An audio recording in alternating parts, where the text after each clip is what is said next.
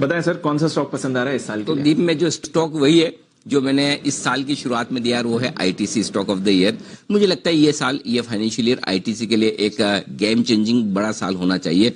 और दो वजह, एक ऑपरेशनल परफॉर्मेंस बहुत ही मजबूती के साथ रहने वाली है। होटल बिजनेस एकमात्र ऐसा है जो नुकसान कर रहा है, 2.5-3 रुपए की माइनस नेगेटिव ईपीएस है। और बाकी एफएमसीजी बिजनेस को देखें तो 17 रुपए के आसपास की ईपीएस है। उस लिहाज से अगर आप वैल्यूएशन देखेंगे तो बहुत ही सस्ते वैल्यूएशन पर सिर्फ एफएमसीजी बिजनेस को देखें तो, और अगर आप 17-18 का पी मल्टीपल दे तो आपके लिए आराम से 300 रुपए तक के टारगेट बनते हैं। आप देखिए एक और जहां एचयूएल 30 से ज्यादा के पी मल्टीपल पर ट्रेड करता है, नेस्ले 45 के पी मल्टीपल पर ट्रेड करता है, वहीं आईटीसी के लिए पी मल्टीपल बहुत ही कम है कंपैरेटिवली, क्योंकि आईटीसी में जो बाकी बिजनेसेस भी हैं और स्पेशली जो होटल बिजनेस है जो 20-25 हजार करोड़ की वैल्यूएशन का है, जो लॉस मेकिंग है, उसकी वजह से आईटीसी को एक एफएमसीजी कंपनी होने के नाते जो वैल्यूएशंस मिलने चाहिए वो मिल नहीं पाते हैं। और जैसा कि अंदाजा है कि इस साल शायद आईटीसी का टॉप मैनेजमेंट वैल्यू अनलॉकिंग करने के बारे में सोच सकता है, और जाहिर सी बात है सोचना भी चाहिए,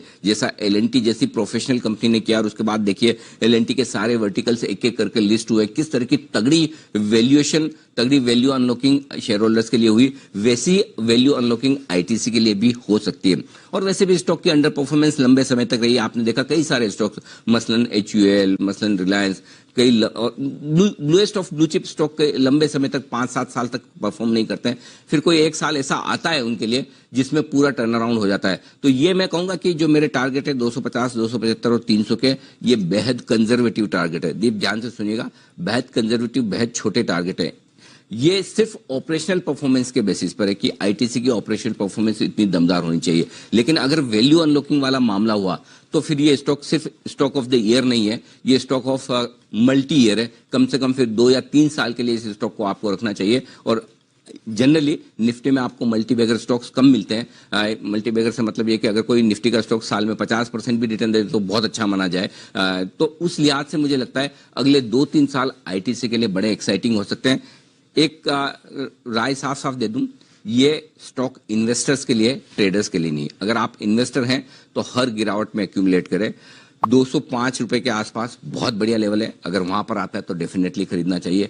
185-190 रुपए के आसपास आता तो और एक्यूमुलेट कीजिए। गलती से बाजार बहुत खराब हो जा रहा है, 170 पर आए और लीजिए। तो आपको 3-4 टुकड़ों में लेना है या फिर अगर आप 215-20 के आसपास लेते हैं तो आप ये मान के चलें कि आपको 170-75 तक की डाउनसाइड रिस्क कभी भी देखने को मिल सकती है, और वहां पे आपको डरना घबराना नहीं, और लेना है। 190 आए तो और लेना है, 205 आए तो और लेना है। उस हिसाब से आप अपने एक इसे एसआईपी वाला स्टॉक मानकर पूरे साल के लिए इन्वेस्टेड रहिए। निफ्टी से बेहतर रिटर्न देगा, इस बात का मुझे भरोसा है। ओके, तो डरना घबराना नहीं है आईटीसी पर, हर डिप पर खरीदारी करनी है।